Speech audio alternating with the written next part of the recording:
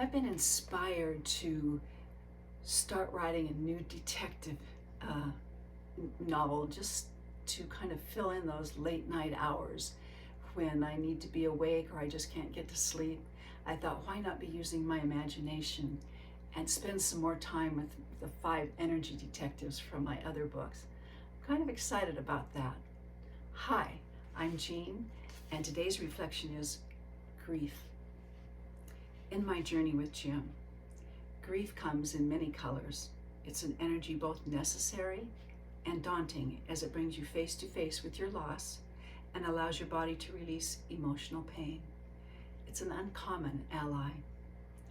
I've gotten used to the pastel grief of my old life slipping away. It shows up frequently. Watching an Agatha Christie movie, I slid my feet onto Jim's lap like I used to during TV time. In our earth-dwelling habits, he would reach for them and we'd both get lost in time as he gave me a foot massage.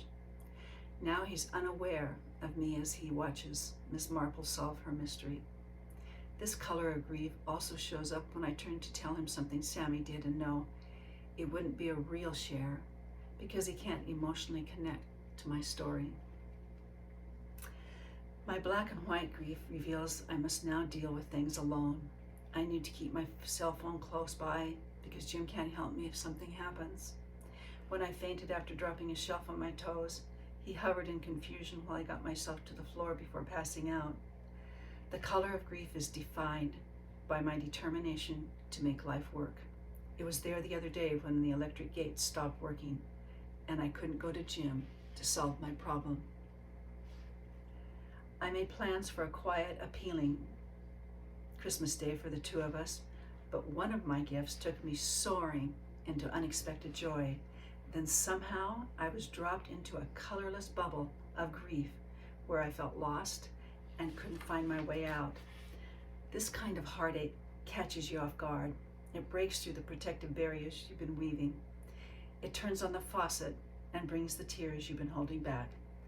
It's the kind of grief that feels endless and inescapable, but ultimately releases the weight of your journey for the moment.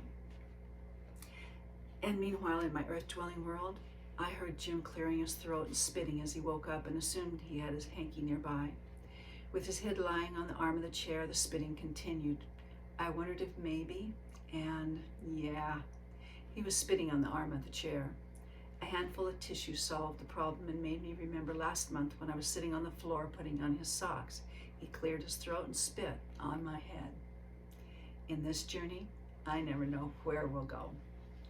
I'm glad you're here with me. I'm glad you're on this journey, joining this circle of people who are having similar experiences, either as caregivers or just at the edge of their own dementia even. I have friends like that.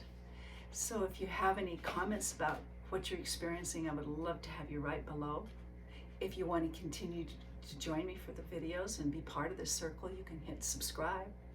You can go into descriptions down below and you'll see a link to Amazon if you're like me and more of a reader than anything else.